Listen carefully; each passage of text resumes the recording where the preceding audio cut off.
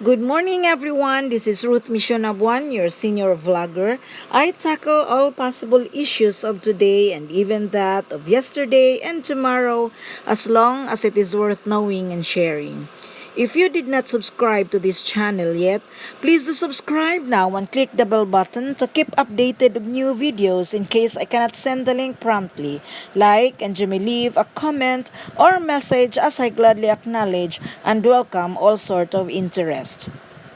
Rebellion, revolution, separatist, uprising, these are but just few of the words we could describe how we fought our independence.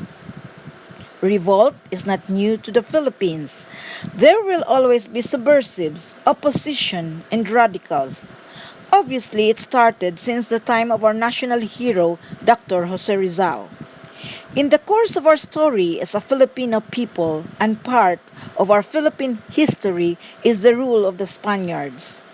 The radical idea of revolting against the Spanish government separating from Spain through a revolt laid the doorstep of the Katipunan, a secret society founded in 1892 as published in a local newspaper of that time called Gaceta de Manila.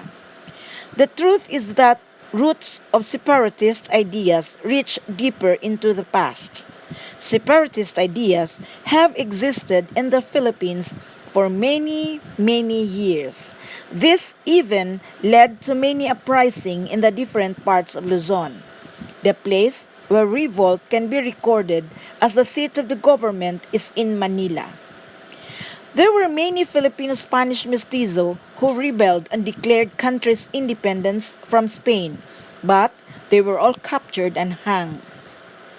However, in 1574, before the uprising of this Spanish mestizo, there were already recorded conquests of the sons and relatives of Raja Locandula and Raja Sulaiman. They attempted to separate from the Spaniards and regain leadership over their ancient domain. However, two attempts to fully drive away the Spaniards failed. The attempted revolt was easily suppressed as the uprising was not based on the necessity of the whole nation.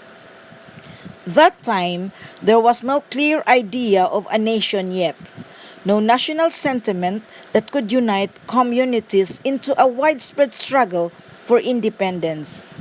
It was Dr. Jose Rizal who changed the idea of independent nation by means of words. When Filipinos were falling for the line that our culture was non-existent before the arrival of the Spaniards, he annotated the published article to emphasize the richness and liveliness of our pre-colonial past. It is in Noli Me Tangere that Rizal took the bold step of laying bare the so-called cancerous society by accurately depicting everyday events under the velvet heel of Spanish oppression by the Alta de Sociedad, leading to El Filibusterismo, which came out as a call to revolution. Spanish rule ended in 1898 with the defeat of the Spaniards during the so-called Spanish-American War. The Philippines then became a territory of the United States. During the Spanish-American War, Filipino rebels led by Emilio Aguinaldo proclaimed the independence of the Philippines after 300 years of Spanish rule. Don't you know that Spain agreed to sell the Philippines to the United States for the sum of $20 million? The U.S. Senate ratified the treaty on February 6, 1899 by a margin of only one vote. American settlement in the Philippines began during the Spanish colonial period. It took 48 years of American colonization until the recognition of Philippine independence in 1946. There was then a series of milestones before the pronouncement of Philippine independence. It began in 1907 when the Philippines convened its first elected assembly, and in 1916, the Jones Act promised the nation eventual independence. The archipelago became an autonomous commonwealth in 1935 and finally in July 4, 1946. the United States government granted us our independence through the Philippine Independence Act, popularly known as the Tidings-McDuffie Act. U.S. President Truman issued Proclamation 2695 of July 4, 1946, officially recognizing the independence of the Philippines. It was on the same day representatives of the United States of America and the Republic of the Philippines signed a treaty of general relations between the two governments, providing the recognition of the independence and the relinquishment of American sovereignty over the Philippine Islands. On July 4, 1946, Philippine independence was marked by Manuel Rojas retaking his oath as President of the Philippines, eliminating the Pledge of Allegiance to the United States.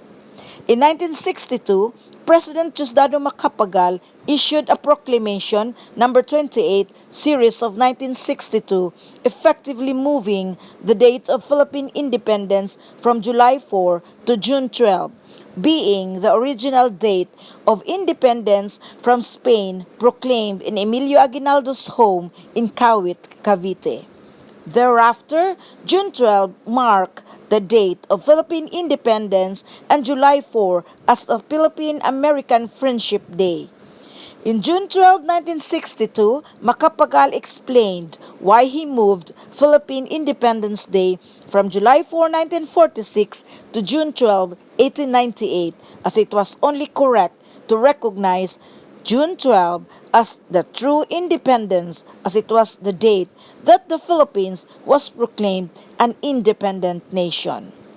Nowadays, Independence Day is a celebration by mostly government officials, employees, and students.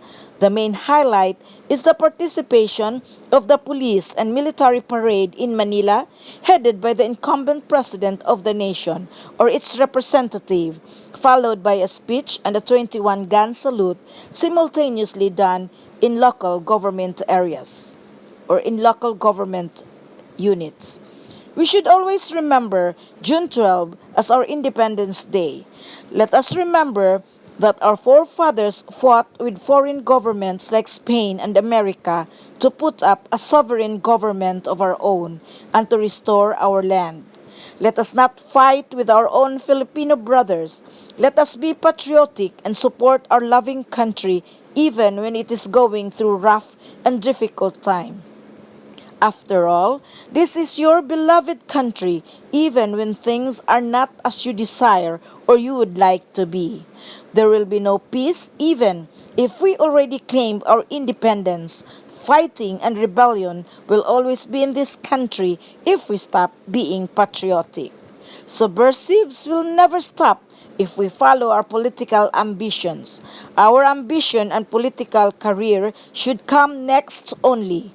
We should be patriotic and should protect our country with honor, dignity, and pride, not despising our officials who had been voted by the people. Show respect in the process of electoral voting. Freedom, justice, and equality comes only if there is respect and forgiveness. This had been Ruth Mission Abuan, your senior vlogger, saying always show love to your country and care of fellow countrymen.